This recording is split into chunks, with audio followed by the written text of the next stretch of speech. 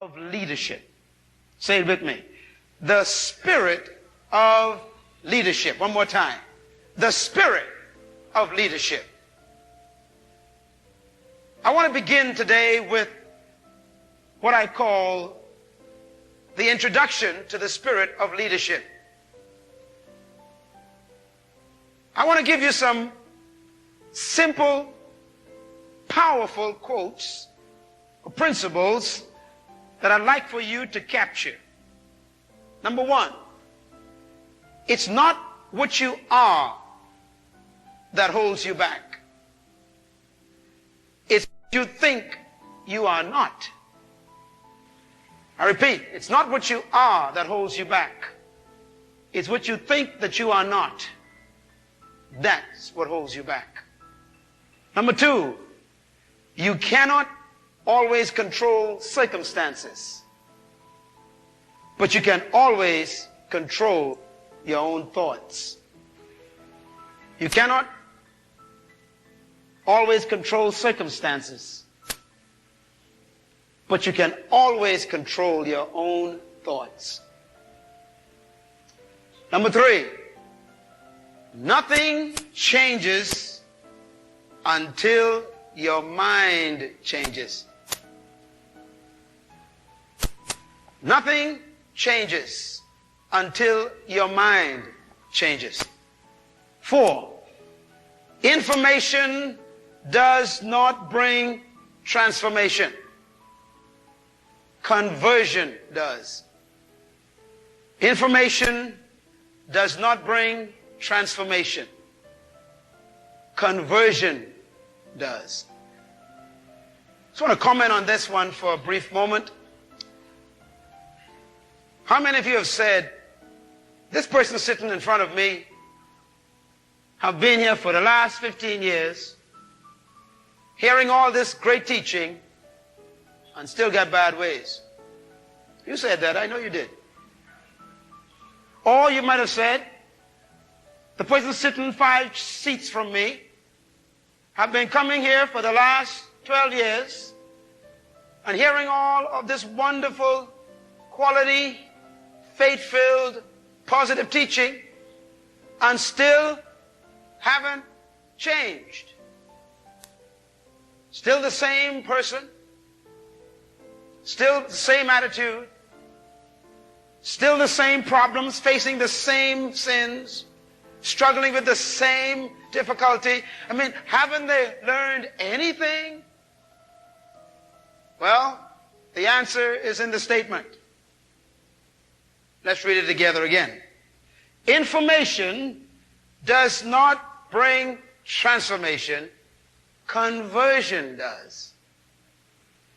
Number 5, the teaching of the word brings revelation. To transfer, but the transfer of the Spirit brings transformation. Repeat that. The teaching of the word brings revelation, but the transfer of the Spirit of that word brings transformation. Number 6, you know this one. As a man thinks in his heart, that's the man. As a man thinks in his heart, so is he. Number 7, I like this one. The most difficult project in the world is the reconstruction of a human mind. The most difficult project in the world is the reconstruction of a human mind. It is easier to go to Mars than to change the mind of a human. Number 8, you are the sum total of all you have been conditioned to think. Did you know that miracles do not change the mind? Please write that down. Put it in your notes. Miracles do not change people. Some of you saying, well, I ain't going to move until God show me a sign. The sign ain't going to move you. How many times you put a fleece outside your door and God wet it and you still doing what you do? How many times you made a swear on your resolution and you still ain't done what you told God you was going to do?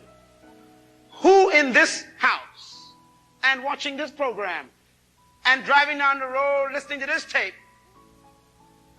have experienced more miracles than the children of Israel?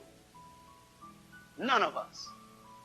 Anybody ever had food fall from the sky for 40 years? You ain't got to go work, just food. Wake up in the morning, food. And when you complain, he changed the menu. That's a miracle, isn't it? Anybody here ever was thirsty and didn't have to go to the water corporation to pay any bills? You got free water from a rock every day? Talk to me. That's a miracle. Anybody here ever had a suit of clothes that never wore out for 40 years? Is that a miracle? Anybody here ever had a pair of shoes that did not wear out for 40 years? The Bible says their shoe didn't wear out. Lord of mercy, I want to know what kind of style that was and who was that maker. Is that a miracle? Yes.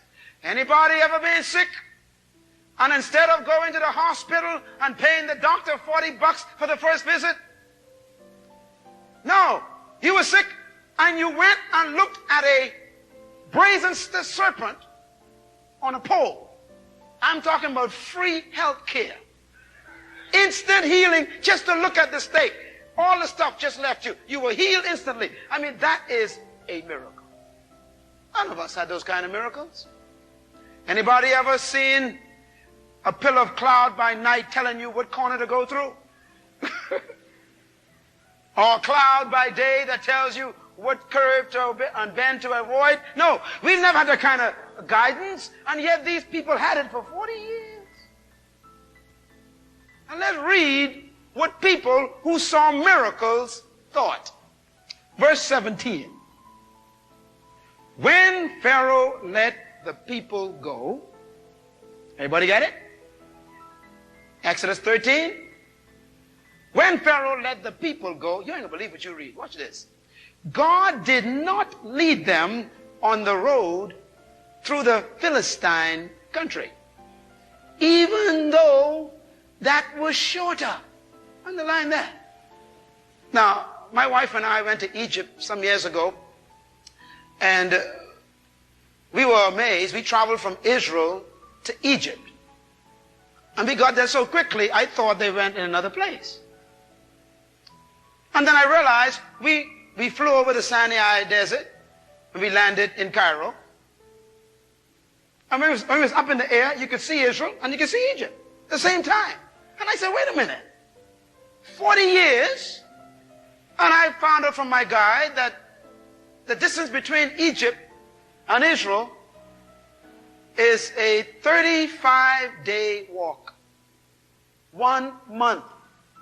Now God took them from Egypt, and the place he was to take them, called Canaan, land of promise, milk and honey, is 30 days walk. They're supposed to be there in a month.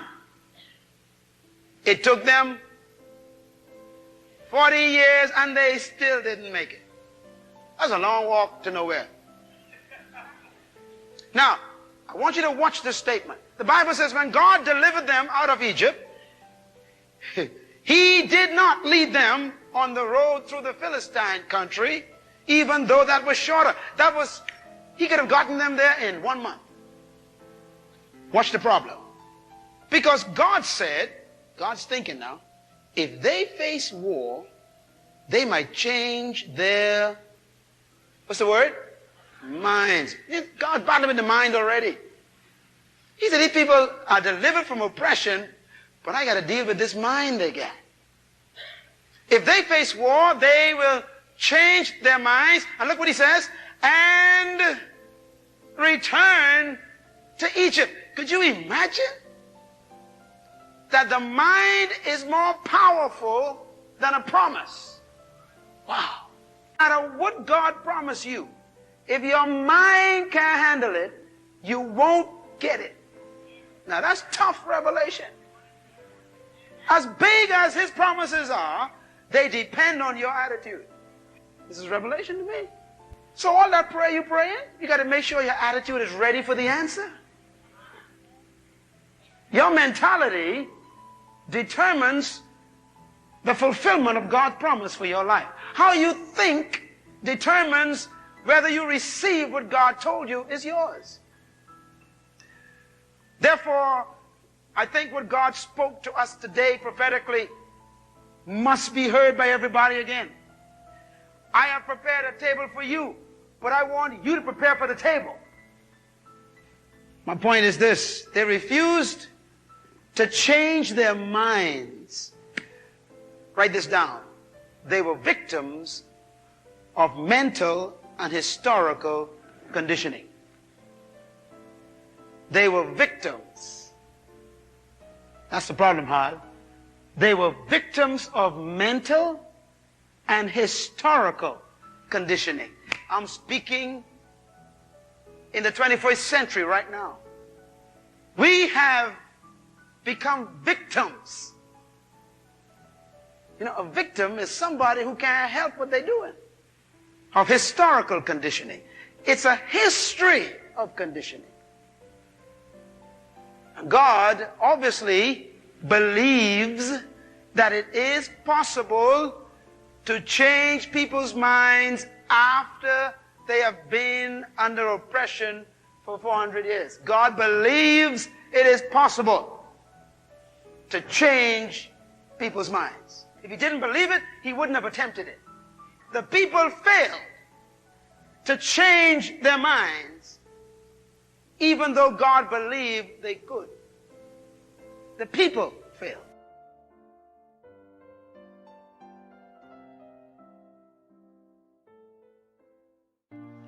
Hi, thank you for watching.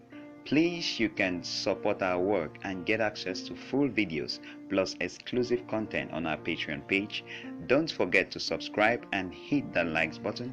Please share this with your friends and always check the video description for more fun stuff. Thank you and God bless you.